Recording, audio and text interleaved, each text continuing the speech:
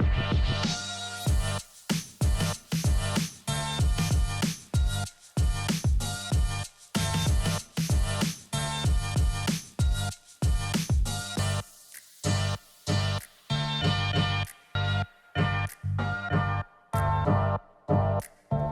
here is interested in acting? Screen, stage, all of the above? Musical theatre? All of the above? Jazz hands. Nice, okay. So I want to just talk briefly about the structure of the course, and then more importantly, I figured while I'm here, I'd like to open up the floor to questions that you would have. I write the course, teach in the course, and hire the teaching staff, so if it's in my power to answer your questions, I will. Obviously, it's a privilege to be here on Gadigal land. Welcome. Has everyone had a sausage? Yes. Or is this the main event? You've come for the presentation. Love to hear it, love to hear it. Yeah, very good. Okay, so Sydney Actors School. Sydney Actors School is 13 years old. Essentially, Sydney Actors School was created to bridge the gap between theatre acting training and the industry. So when I trained, I'm a NIDA grad, I moved from Perth to go to drama school and then just loved Sydney, so I never left. And when I trained, it was certainly a theatre-based program. I think I did about 8 weeks of camera in 3 years. We did it all in third year. And certainly when I got out, I could do really sustained voice work. I could act on stage. I was quite a confident, practitioner of skills. But I did not have the confidence and the literacy of working on camera really confidently from day one. We just didn't do enough of it. I didn't know how to hit a mark. Continuity wasn't something I'd ever really worked with. We'd never really worked on a film set. So certainly there were gaps in my knowledge as a professional actor. And I would say that that is really tricky. 93% of what young actors in this country are going to be seen for is media-focused work. So that is TVCs, it's short film, it's web series, it's feature film if you're lucky enough, it's 50-word guesties, it's pilot season in the US, it's all media-focused. Certainly since COVID, it changed everything. So much of what you're going to be seen for is self-tapes. Yeah, screen test self-tapes that you do yourself and you submit on Vimeo or YouTube. You have to be confident and camera literate. You have to be able to hit a really good take in 1 or 2 takes, not 10 takes. Does that make sense? So certainly this course, you are on camera from week 1. Yeah, it's really important that you learn how to act on camera, how to be objective enough to watch your work and not go, oh my God, I look and sound like that. Yeah, you have to be able to look at your own work and sort of see what's working and why, and what's not working and why. Every actor that ever lived has habits, and it's not about cancelling those habits or getting rid of them overnight, but it is about sort of acknowledging what they are and working towards trying to minimise them over your 2 years of training. So I'm a fidgeter. You wouldn't know it by standing at me, and I'm very regally standing here right now, but I'm a fidgeter. So when I trained, it took me a whole year to learn how not to fidget and jig my way through a scene. I had a really fantastic acting teacher, Kevin Jackson. Has anyone ever heard of Kevin Jackson before? He taught me at NIDA. He started teaching here when the school opened. He's the reason I have this job. And he used to say to me, is that you or is that the character, the jigging? And I was like, it's a character choice. It was not. But it took me a year of him getting other actors to hold my head and my feet so I didn't jig in a scene. Everyone's got habits, yeah? But certainly in foundational training in first year, we look to minimise those tensions and personal habits, so it's less about you being you on screen and on stage than it is a character, yeah? So first year, first semester is foundation-based training, so sometimes applicants have an enormous amount of experience. They've done lots of short courses at NIDA, or they've acted all through high school, or they've done amateur theatre. It doesn't matter. Yeah, when you come to acting school, it doesn't matter if you've done acting since you were 3 or never done it in your life. Yeah, so I'm looking for a very, very specific essence, for lack of a better word, when I'm looking for actors. So I'm looking for, does this actor have a voice or existing vocal skills that I, in 2 years, not myself personally, my expert voice teachers, can craft this actor to build their resonance, to build their breath work, their body alignment, to use their voice effectively if they're doing a show for 8 shows a week, or they're on set 13 hours a day. does this actor have a voice that with 2 years of training it could be improved upon? Or does this actor have a voice that would require more personal attention than I can provide them in this particular course? Yep. Likewise, physically, does this actor have a sense of ease and play and flexibility with their bodies? I'm 6'2". I was a netballer. I never did dance before I went to drama school. Some people have a beautiful fluidity, some people do not. I don't care about that. I care about what you can do with your body, the potential it has. I care about, can you take direction? So when I'm seeing an actor, it's all very well to be the most talented person in the room, but if you can't change what you've prepared at home in your bedroom by yourself, I can't use you in the acting course. I need actors that can be changed, that can hear direction and implement the direction quickly. And I'm also looking for actors that have that thing, that special thing, which is hard to quantify. You just know it when you see it. Some people call it an X factor, which sounds a bit naff when you say it out loud, but it's sort of that, you know. Acting is a weird science. It can be your look, it can be your voice, it can be right place, right time, it can be your network, it can be a bloody great audition. Yeah, there's no necessary rhyme or reason why you might work as an actor, but certainly quality training and the existing skill set and technique helps you enormously and gets you into doors and in front of casting directors that you wouldn't get in front of if you were freelancing. So first year, it's about foundation training. So you start in the same place. So it's foundational work in acting technique, so the actor and their craft. So it's looking in this school, and certainly every Western school, every school in Australia, technique is based in Stanislavski, which is a common language that every director you'll ever work with has. So you do foundational theatre acting technique training, you do acting for camera and camera technique, yeah, so acting on screen. You do improvisation, which is essentially the art of play as an actor. Working without a script, working with other people, building your ensemble. You do movement work, okay, so, and it's not dance, it's about, okay, so my alignment, my posture, what part of my body do I lead with, it's my rhythm, it's my tempo, it's the weight and the energy I put into the floor, it's how I relate to other people and my kinesthetic awareness. That's what movement as an actor is. It's not, I'm doing dance or ballet class, it's very specific about moving your body in space with other actors as an ensemble. TechCraft is unique to Sydney Actors School. So this is an acting program. So every day of the week you're focusing on skills that work as an actor. However, one class a week you do technology craft, which is the class that separates our school from every other school in Australia. You learn how to operate camera, how to operate lighting, sound, how to record sound, how to edit. In this country, there is not enough work and there are not enough agents for every actor that gets out of drama school every single year. It is essential that you have multiple skills. It's not enough to just be a face, a beautiful face on camera or on stage. You've got to have secondary skills. So every single actor that graduates from this course has a really strong secondary skill, whether that's as an editor, a first AD, a director, a screenwriter. Every single actor finds something they're really passionate about that they've learned in TechCraft, and they can do that well enough that they can work professionally as that role, yeah? Which again is important. You want to get out of drama school and work as an actor. You want to get an agent, you want to get representation, you want to work, but then if you are not working consistently as an actor, which will be 95% of actors, yeah? You're a jobbing actor, instead of working at Big W or behind a bar or at, you know, KFC, you want to be working in the industry, yeah? Supporting yourself within the industry. It's really, really important. So TechCraft is the class that helps you achieve that. It's also the class that helps prepare you to be able to shoot your show reels and short films in second year, and your theatre showcase. So the actors in this school are the production team for every project that's made here, which I find thrilling. It's my point of pride that these actors are incredible filmmakers, yep.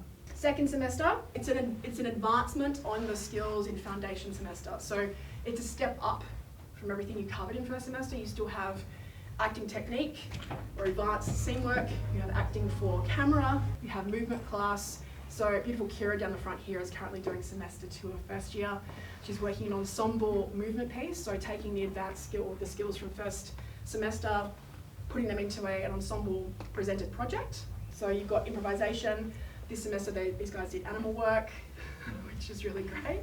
Does anyone know what animal work is for actors? Or are you sitting here going, what have I walked into on a Saturday?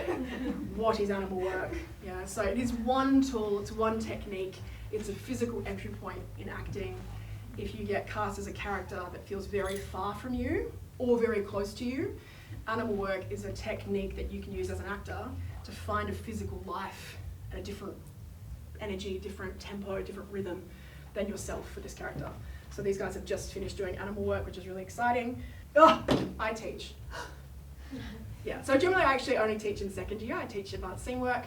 I do not have the patience to teach first year, so I let the best acting teacher in Australia, Garth Holcomb, teach acting technique in first year, and then I inherit really fabulous actors in second year to do advanced scene work. So first year, at the end of first year, the last 4 weeks, we do introduction to intensive scene work.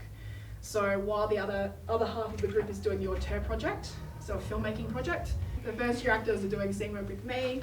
We're also bringing in mock auditions this year. Generally this is just a second year thing, but I think there's enormous benefit to scaring the crap out of actors in first year with what is required, the difference that is required between training as an actor and what you'll face in the audition room in the professional world. So we do mock theatre and mock screen auditions with the first years. You'll also do an introduction to voiceover.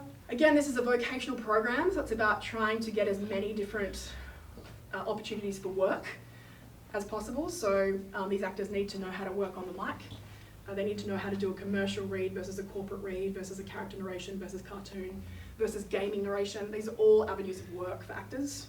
So any avenue of work for an actor, we do it here for that purpose. It's about giving you as many skills as possible for you to work. That's first year in a nutshell. They also finish the year by doing a play. Yeah, so at the moment the first years are working with the excellent Megan O'Connell, professional actor and director, on a play, which you're all very, very welcome to come and see. It's an ensemble piece, so there's 20 of them in the same show. It's going to be mad, isn't it? I'm very excited. Yeah, great. So that's the first of the play productions that the actors do. They do one at the end of first year, one in third semester, and then a graduation play production at the end of the year. So this course is screen focused. So most of the assessments are targeted towards screen, but of course you can't train for 2 years and not do theatre work. So live scene work in every semester and 3 plays by graduation. Can I add some of your voiceover? Yes, you absolutely can. I'm going to stand up and switch my leg. Hi everyone, I'm Carol. I was very shy to begin with, but then kind of doing voice has very much helped my voice and like become a bit more confident. And now with voiceover with Felicity Jerd, I love it. It is actually one of my favorite subjects. It is so much fun being in the audio suite, just being with Felicity, giving direction, and working the desk as well. I find that it's so enjoyable. Anyway, that's it. Bye. She's on a high about voiceover because she just smashed her mock audition. All right, second year. So the biggest difference between first year and second year is foundation training. Second year is industry focused. So everything we do in second year, again, is leading towards getting these students skills to get the work. Third semester is my favourite semester. I think it's got the most fun, challenging stuff. It's also a step up in commitment from first to second year. So the first year course is 4 days a week. You're here from 9 to 5 each of those 4 days, plus after hours work. So line learning, preparation, etc., rehearsal. Second year, it's just manic. So if anyone's seen the actors outside, there is sort of a marked difference between the first years and the second years. First years are still just loving life. They're so happy to be alive, they're so happy to be here. Second years, they've got so much stuff, they're editing, they're in the middle of shooting their show reels, they're barely surviving. And so you'll see a difference in those 2 active types. You do a play production in third semester. Generally that's in 2 groups, so it's smaller casts, always with professional directors who will bring in, my rule for acting teachers in this course, without exception, is that the acting teachers need to be working practitioners. So what I mean by that is they have to be working in the industry now. So there's nothing wrong with being a career teacher. I have enormous respect for that. But in this vocational course, and post-COVID, everything changes all the time. You need to be taught by people who are doing it currently now. Yeah, it's so important. Yeah, so whether you're an actor, a director, a voiceover artist, a screenwriter, whatever it is, it's really thrilling when one of my tutors gets a gig and I have to cover them for a week or 2 weeks or hire a cover tutor. And then they come back and they get to tell everyone about the feature film experience they just had, or it's really exciting, yeah? So my one and only rule with teaching staff is they have to be in the industry currently working. Scene work, my class, yeah? I love scene work, so it's one of the highlights of the course. So every 3 weeks, I'll cast the actors in a new scene, in a new partnership. They have 3 weeks to workshop it with me on the floor, and then they shoot it.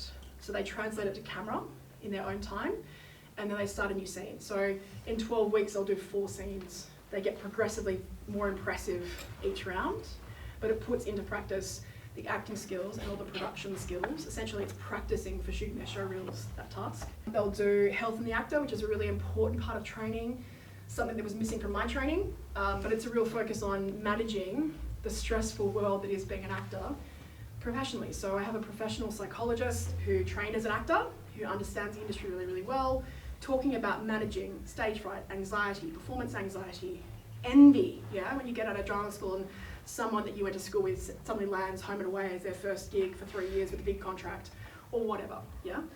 So it's a really important unit. So often, young artists are beset by mental health concerns. It's really, really common. And you have to understand how to navigate that as a professional artist. It's really, really important, and it has to be part of your training. You can't get out and suddenly go, I have to start thinking about my mental health. It needs to be part of your training. Yeah, that's part of your routine. We start industry craft, which is screen industry practice and prep. So it's that conversation really early about acting agents, casting directors, the industry in general, how to do this. You know, certainly if you're a freelancer, not everyone who graduates is going to get an agent.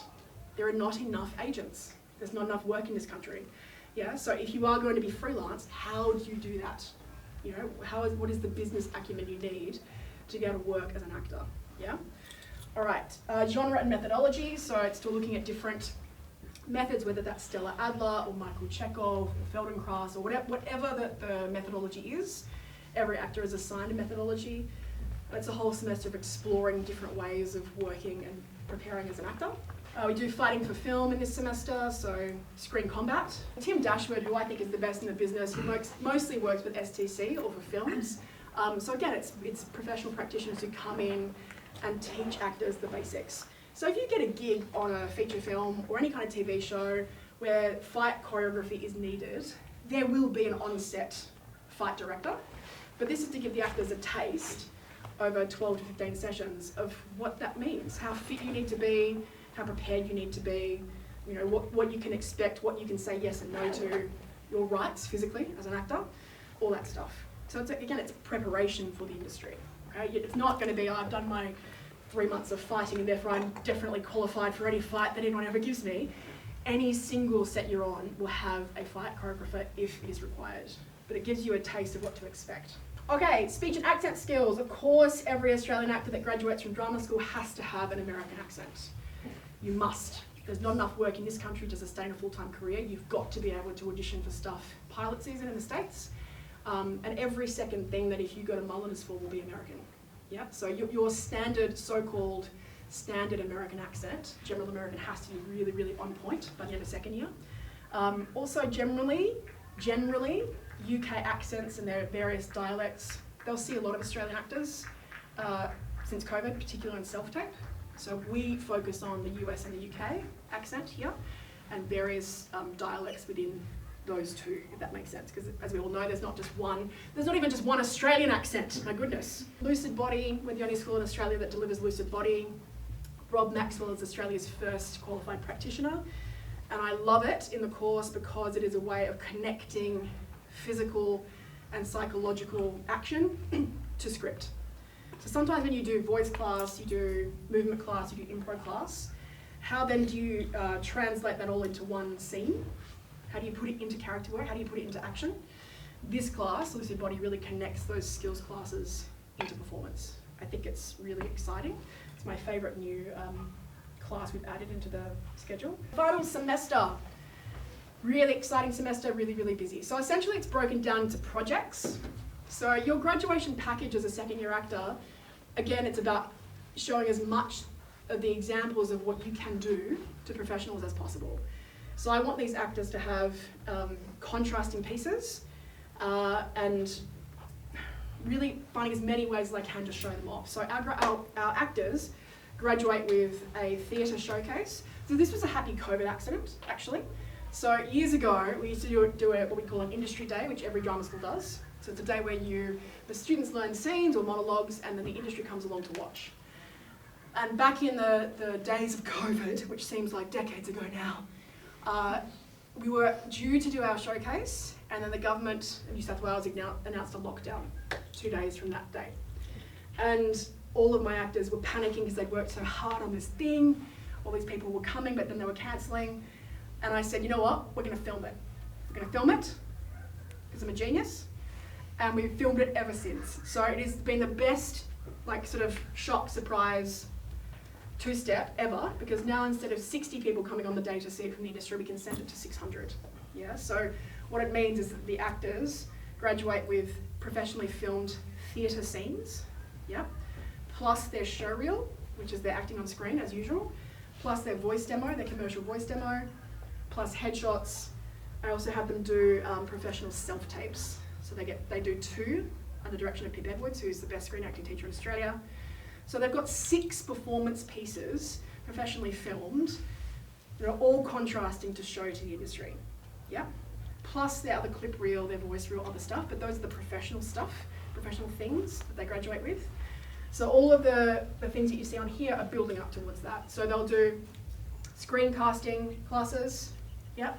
They'll do their showcase, they do a final graduation production. So this semester they're working with incredible actor directors. So Andrea Dimitriadis and Anna Houston, incredible actors and directors. They do business for the actor, which is about every single thing you need to think of when you graduate. They cover it. So agents, casting directors, networking, what kind of headshots, what your CV needs to look like. Do you need a website? How do you need to be represented on what social media platforms? All that stuff, yeah?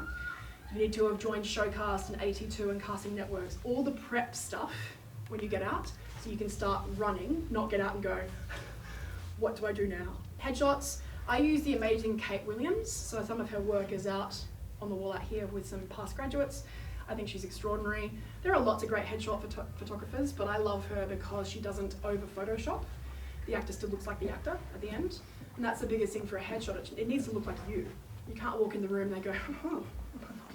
In real life, you're not as intriguing. Yeah, it needs to look like the actor, absolutely. They do a show reel, and as I said before, the actors shoot the show reel. So they all take turns in different production roles. So if they want to, during that process, be a director plus a first AD plus, a cine, they get to do all those things. Yeah, because they've learned the skills. They do a final pitch project. So in 3rd semester, they'll shoot two short films. So every actor writes a script. They vote, they pick 2, they produce it. So they actually make 2 short films. They do a final one in the final semester. They all pitch, and then the staff, we vote. And they shoot another short film. So they graduate with 3 short films as well. They'll do a voice demo.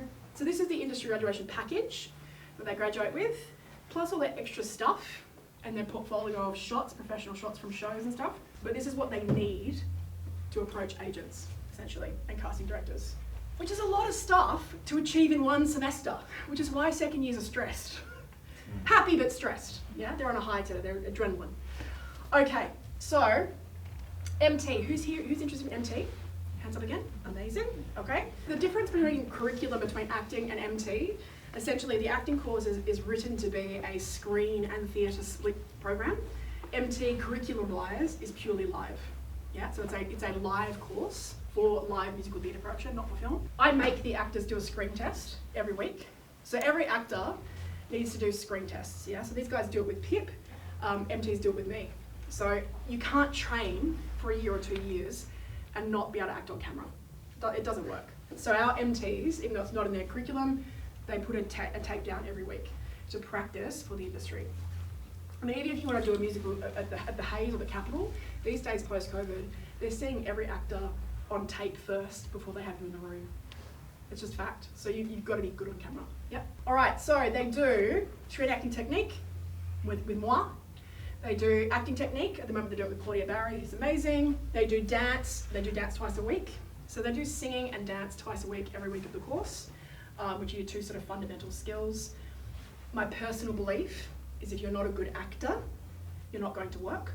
So you do acting all the way through as well. I know it's musical theatre and you need to be able to sing and dance, but if you can't act, you're not going to work. You could be the best singer in the room, but acting's the thing.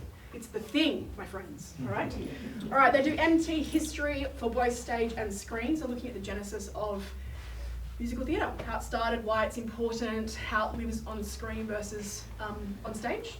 They'll do musical theatre practice, which includes auditioning, so they'll be thrown different musical to audition for. And MT, auditioning in the real world, is essentially you have a songbook of your own.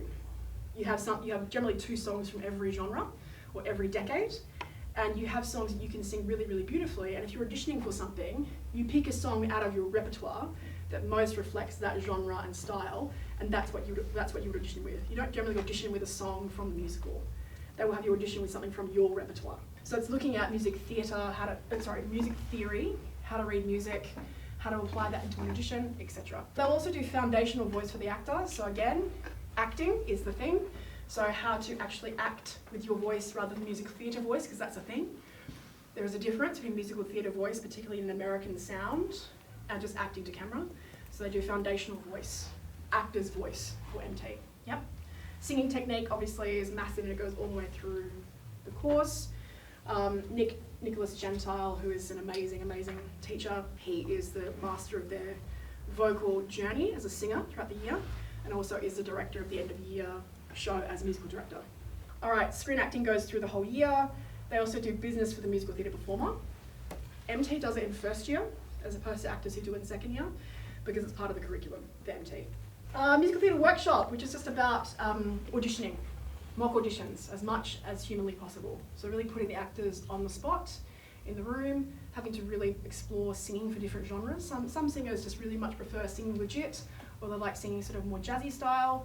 It really forces you to get out of your comfort zone and have to sing in different genres and styles. High stakes performance is really exciting, particularly for singers, who generally I find, in my 16 years of teaching, I generally find musical theatre actors oftentimes have greater control over their vocal mechanism, jaw release, less tension, more rounded sounds as Australian actors.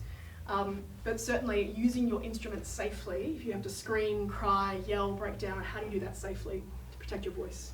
So high stakes performance is really important for MT actors. And they finished the year with Showcase, which in first year is a vignette of scenes and songs.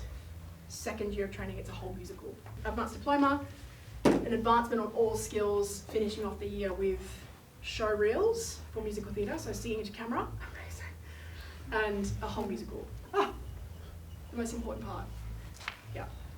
So if anyone who's done short courses at Nederland or other places, NIDA, ACA and us, we share a lot of the same teachers. So there's not a school in Australia that is able to employ acting teaching staff full time, so everyone works at multiple places. I'm not going to lie, I've got the best teachers in Australia. I've stolen them from everywhere. They are extraordinary. Like I said, we're all here for the students, but the teachers, the secret ingredient, okay? So these are the people that would teach you in the acting course and the MT course. They are extraordinary. I really believe in specialists, subject matter experts teaching subjects. I do not believe in a catch-all teacher for, you need to have a specialist who is a professional in that discipline teaching you for that thing. So that's why there is so many of them.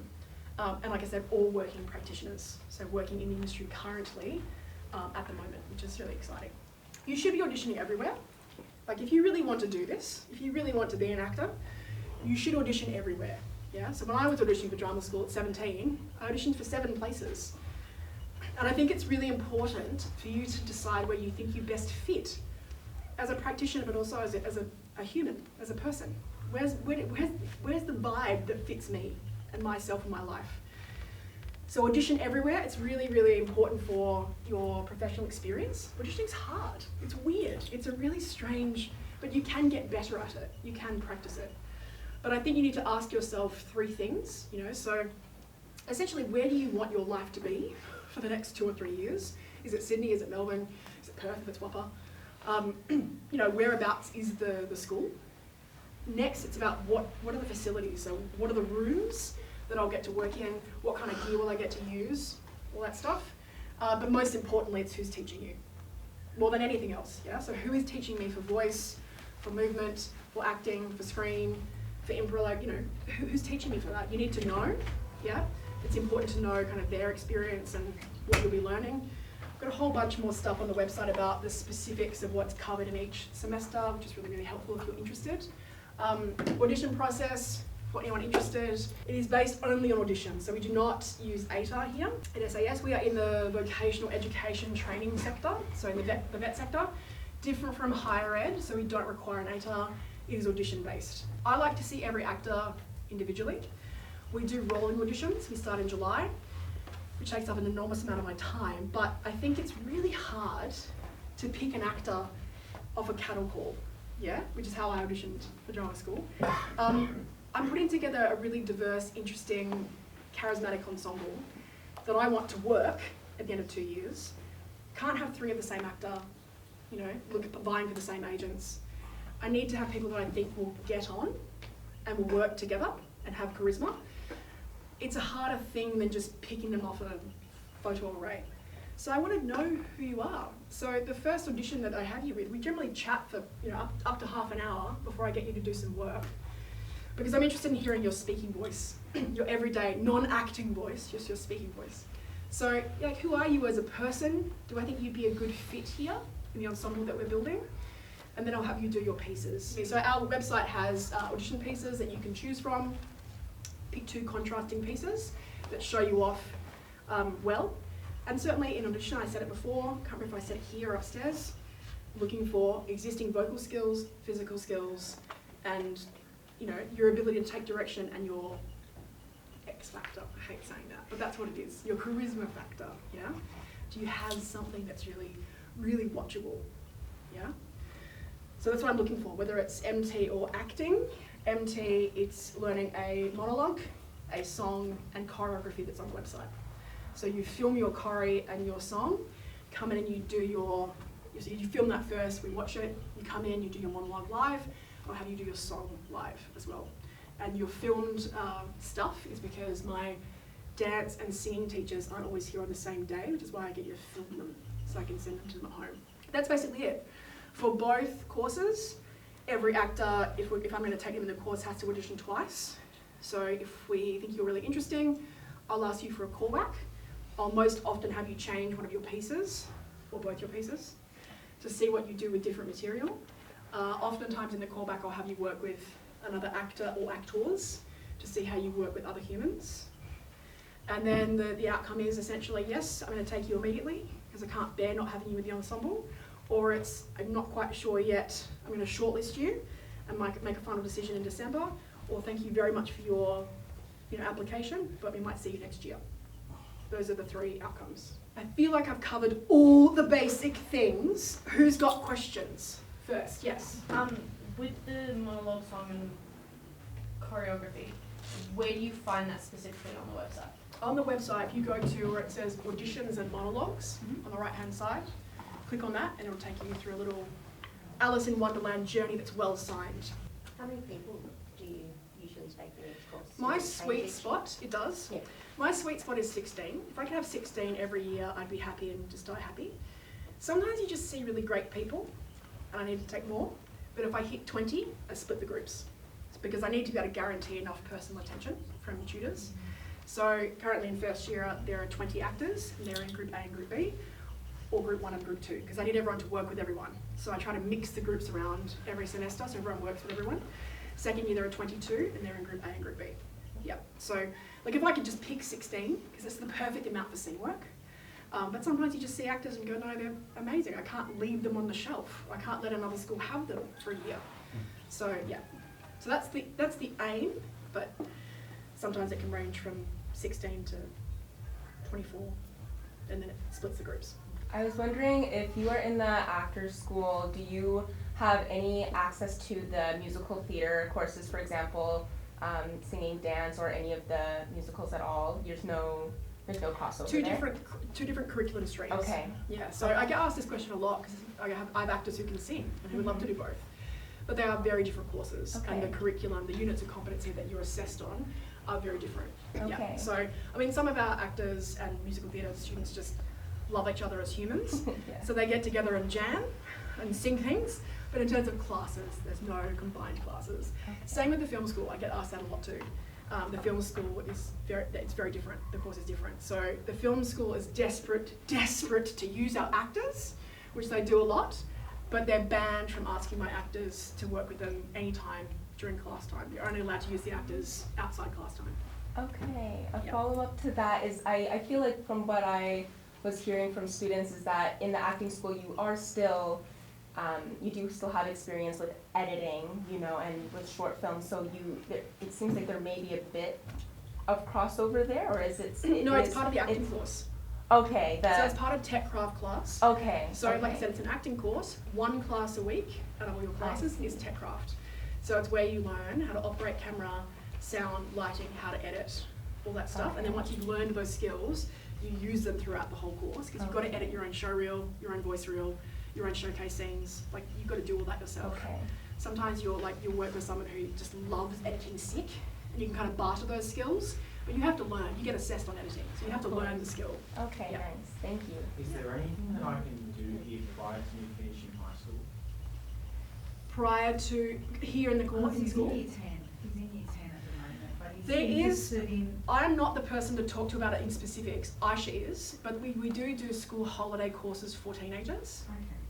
specifically during school holidays, in which they do sort of essentially mini films. So they'll write a film, they'll shoot it and edit it all in the same week. So like a little mini kind of intro to that. Are you interested in filmmaking or acting? I mean, look, the best advice I can give any single person in this room who's either still at school or finishing school or is in the process of auditioning but isn't there yet. We've still got, what, 4 months in this year? What month is it? 3 months. Oh my God, September. We've still got 3 months in this year, and whether you're auditioning, a lot of drama schools audition in November, yeah, and they'll make their final calls in December like we do. So that's a lot of time to be, you know, like if you're hating your life because you're stuck in trials and HSC land and IP and GP land, I understand your pain, yeah? But there are things you can be doing to practice, and the number one tip I can give you is to put yourself on camera, 100%. So oftentimes when students start the program, like most young actors, unless you are, you know, a TikTok star, or you've got an IG channel that's just taking off, most young actors have mostly done acting that is like high school plays, or amateur theatre, or they might have done some community musicals. Most young actors haven't been on camera. So that's generally the scariest part. The best thing you can ever do is practice on camera. So we're talking about starting a private YouTube channel or Vimeo channel, yeah, and you only give people access to it that you want to show your work to, and you pick, generally I would say start with Australian, everyone would start with American, start with Australian content. So think Colin from Accounts, think Heartbreak High, think Home and Away, age appropriate stuff that you could be cast in. Never look at anything 5 years older or younger than you. And take a scene, a 1 minute scene, watch the scene and go, I can do that, amazing. I can be that character. Transcribe it. What is the scene? Learn it. Get someone to read for you behind the camera. Put yourself on in film, doing the scene. If you're serious about this and you really want to know what you can be doing before drama school, that, every week, once a week, yeah? And that, I know that's really scary when you've got exams and a whole bunch of stuff, but if you really want to do this, this is something you can do for free that doesn't cost you anything. You just need your mobile phone and someone willing to read for you. Hello, mum and dad, or housemates or partners, etc. But it's a free way to start the process of training. Yeah, I promise you, you will learn more from doing that and watching it back and showing someone you trust. Not parents. Parents love you and they'll just say, oh my God, you're amazing. Yeah. Not parents. Parents to read, but to watch it, pick someone who's critical of you. Yeah, I mean that with love, because criticism is what we need. It's all very well to say this is great. Well, who cares? You don't learn anything from that. What needs to be better about it? What can I do differently next time? That's what you want to be doing. I was wondering, you talked about representation and agents and the role that the school has in that with filming the showcase, which I do think is a very brilliant idea. Genius! Yeah, genius, absolutely.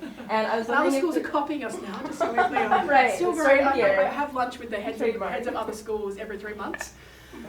They're all doing what we're doing. It's great. I was wondering if there's anything more that, or anything else that the school does with helping and assisting students with getting representation, whether that's within Australia or internationally as I well? love it if that was the case. I'd love it if my friend Sophie German would just take all of my actors. But look, it is purely up to the agents. So what agents do every single year, they look at all the grads, the 270 grads that come out every year, and they're like, okay, so I already have this many actors in my stable. I've maybe got 2 spots for new actors. And you know what? I look at my stable, I need someone who looks like this, who I don't have, or I need someone of this age bracket, or I need this kind of actor, and they will go fishing through all the new grads. So they'll watch all the showcase scenes, or they'll even just look at headshots, literally, and go, I need this actor. Yeah. What do they like? Do I like their... It can be as simple as that.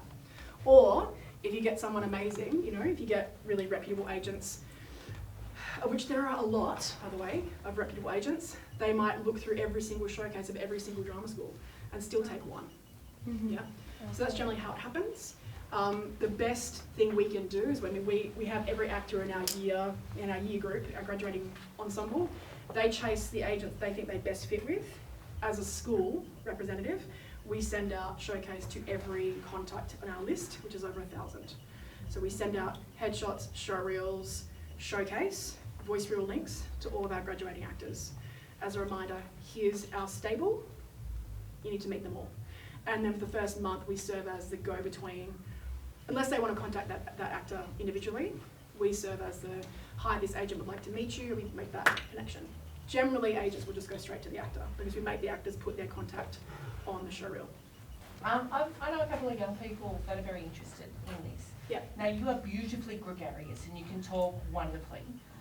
How do they get to that point of having just the nudge to put themselves on screen to start with, Sure. without turning to Mush? blubbering mush? Yeah.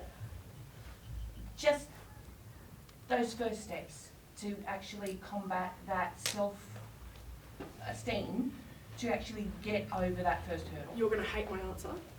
It's by doing it.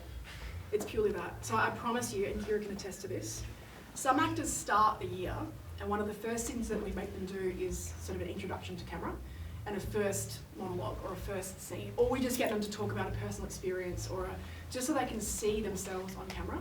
And I will routinely have first year actors who are sobbing in anticipation of watching themselves, or who are sobbing through the filming of it, because even that is catastrophic. It's really normal. It's actually really normal. It's, even if you meet the most confident young actor, sometimes seeing yourself reflected back is not what you think it's going to be. Or it's just a bit, you know, body dysmorphic, or it's a bit, so it's always a bit scary, but it's about doing it until you get over it. It's just that. And sometimes you'll get actors who just really can't, and maybe this is not the career for them. Because certainly in this career, you're going to be auditioning a lot, and most of the time not getting any feedback. So most of the time when you audition, if you send a self-tape in to somewhere, if you audition for something, most of the time you're not going to get any feedback. It's just, thank you so much, and that's it. And not really any feedback to your agent either, you know. If you've got a tenacious agent who might fight for you and say, look, you know, he or she keeps getting called up for stuff, but they're not going to the next, tell me. You might get some feedback, yeah? Or if you've got a really interesting casting director, they might give you feedback in the room. You know, if you've got a Peter Einberg in Camperdown, amazing feedback. It's like a little workshop. If you've got a Mulliners, not so much, yeah? It's a big agency, they cast a lot of stuff, they don't have the time. They might be seeing 80 actors in a morning for one gig. So it's difficult, it's really tricky. And if you're a particularly anxious person, which a lot of actors are, people think actors are just these really kind of flamboyant, delicious creatures, and they are often, but sometimes they are very private, quiet, you know, keep to themselves personalities. There's no one way to be an actor, but certainly there are personalities that find being on camera, or even getting up and doing, you would think for an actor it's so easy, but even sometimes getting up and just doing a vocal assessment is terrifying. You know, if it's not under the lights of a stage and you can't see the audience, and if they're sitting right in front of you like this, it's terrifying. So it's depending on the actor, and it's also practice. So the idea of training over 2 years is to hopefully iron out some of those major anxieties. But you talk to any single successful actor in the world, auditioning always sucks. It never gets any more fun. You get better at it. And you get better at handling the feedback / no feedback after the audition.